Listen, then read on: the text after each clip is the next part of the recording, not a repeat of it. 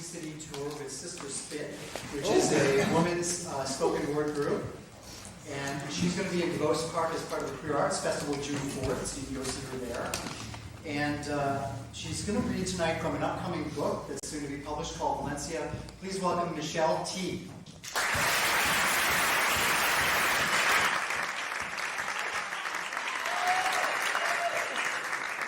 I heard in the other performance that you were all really nice.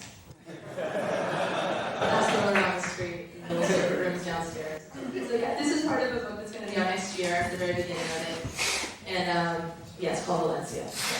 I sloshed away from the bar with my drink, sending little tsunamis of beer dribbling onto my hands, soaking into the wrist of my shirt. Don't ask me what I was wearing. Something to impress what's her name, the girl I wasn't dating. She had a girlfriend, she didn't need two. She needed someone to sleep naked with and share some sexual tension, and for that position I made myself available. Apparently, it was a temporary position.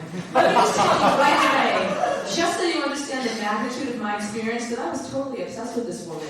This was no mere crush. This was something huge, feelings that took the form of a hot, wet gas that filled the bar, and I had to move through it with my drink, wading through the fog of my heart. I met her a month before at another bar on the intensely crowded dance floor that throbbed with the weight of so many slamming boots. My friend shoved me into her, again and again. To this day, she thinks I asked my friend to do this, but it's not true.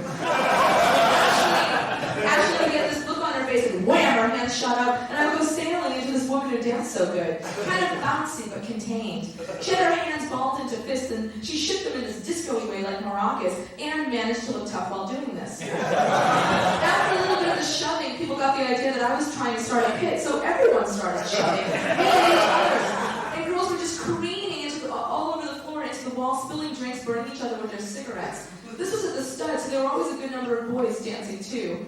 I would beat them up.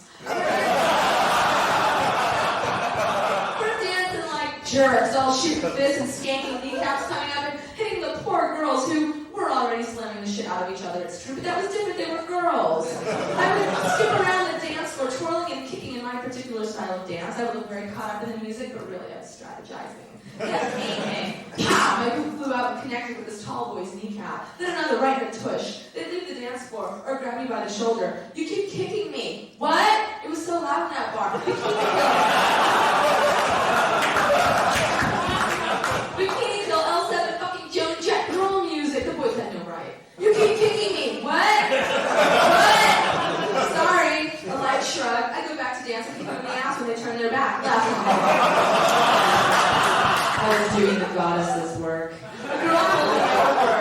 I saw you kicking that boy, thanks. Once, a guy grabbed Candace like a fucking pinata and just spun her around. Up high in the air because she is little, just swinging her around. Candace hates to be touched. The guy ended up on the ground and I was on top of him, his hair in my fingers, pounding his skull to the dance floor. My shirt was off and hung out of my back pocket. I was sweaty, I felt great. But the night I met Marta, I was being good. I was wearing this really weird dress, red, pretty bright with a couple of black stripes. It was a knit dress, a sweater dress, tight with long sleeves lazily unraveling at the wrist. And I had this wig on my head, which was bald then. A synthetic black wig, Cleopatra style with a big fringe of bangs that bounced on my forehead as I danced. They were playing that Pixie song that is so fast, and I was trying to dance just as fast to it in my weird kicky dance, really spastic, reaching up now and then to straighten my wig. The dress was so hot, it was a stupid dress to wear dancing, but it looked good. I looked a lot different from how I normally looked that night. So when Marta asked me to go home with her, I felt like an imposter. Maybe if she knew how I really looked, bald head like a sick bird, she would not want to take me home for sex. How could an attraction rooted in such insecurity not result in an obsession? Marta had a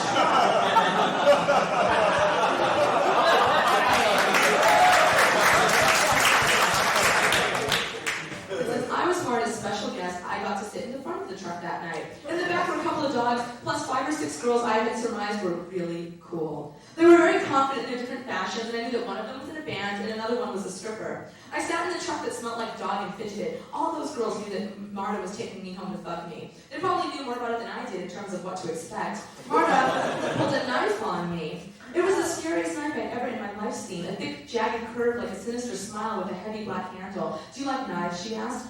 I don't know, I'm sure I whimpered. I'm not going to hurt you, she assured me. I'm just going to scare you. Sounded like a good plan. Marta passed me the knife, so I could be a minute beyond that end, feel its weight. It was very heavy with that cruel curving tip. There were things on the inside I'd always figured would just have to stay there. Things I didn't have the language to ask for. Marta laid the knife to my throat and pressed it softly into the skin. She took the hook tip and traced it down my neck, down to the dead end of my red sweater dress. It's like a sexy Charlie Brown dress, the boy at the thrift store had said. The front was laced up with red yarn that Marta worked out like a puzzle, pulling at the tangled thread so she could get at my tits. She'd laid the knife flat on my nipple and went at my throat with her teeth, all the while making these urgent little animal noises. Marta was really into the knife. I got the sense that I could have been any body beneath her. It was like the knife that was the star of the show. I was really into processing the knife.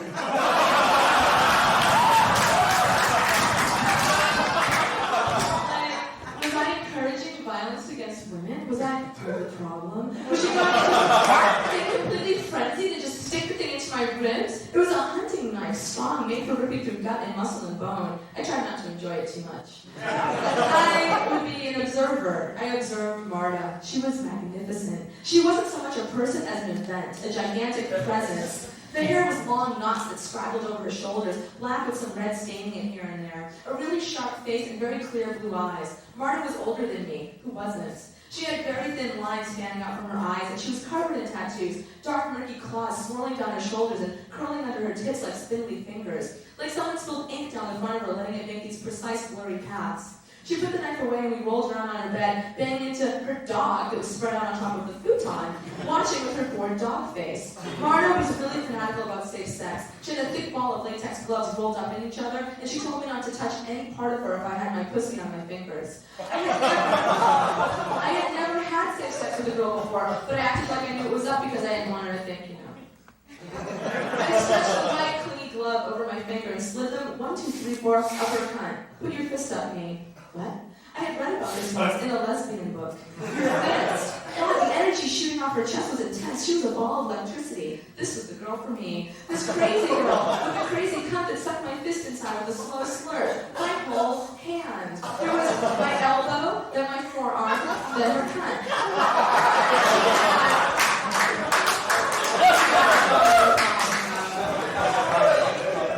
She had the fattest metal ring jammed through her clip hood. All you had to do was jiggle it and she went nuts. I thought about the bouncy way she danced, and then I thought about this chunk of metal tugging on her down there the whole time. I thought about my hand that had disappeared into her hole, and I thought about that quantum physics theory that once something leaves our view, we cannot prove what has happened to it.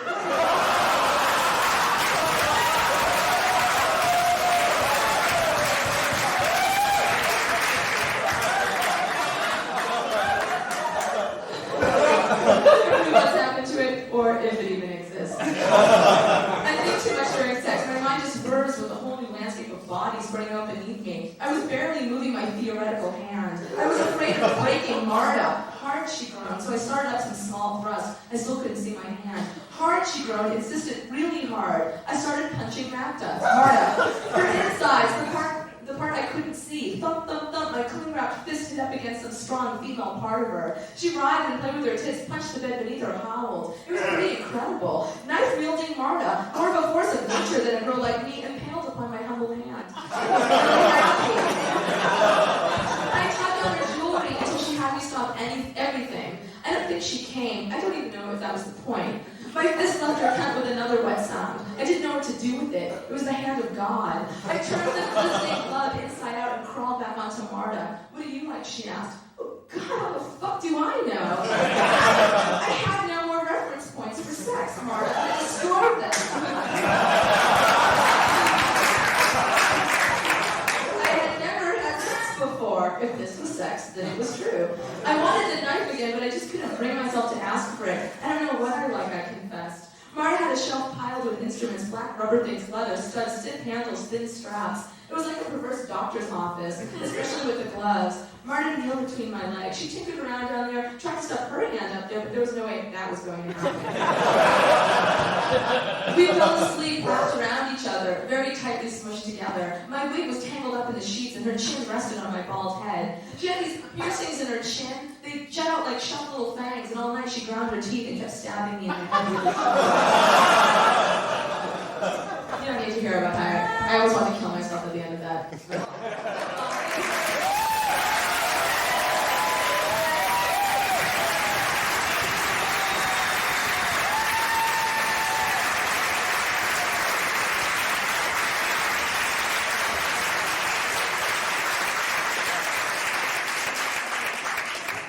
It's going to be a juicy book.